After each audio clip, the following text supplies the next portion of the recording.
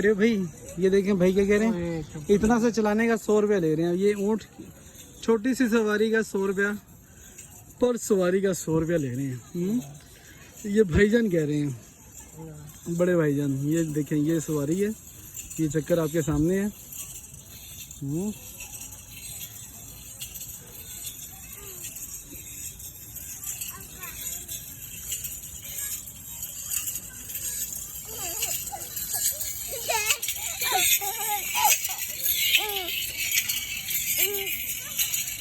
लो ये चक्कर हो गया पूरा।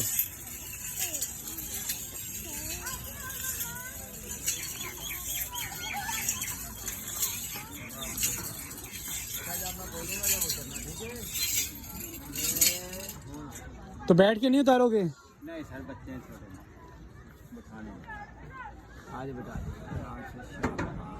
बड़े होन ना जिसे बंदा बिठा दे। अच्छा इन्होंने हुण मैं गोडी लवावां चाहे दिल ते आवे तो पिछला बच्चा अगे ही आप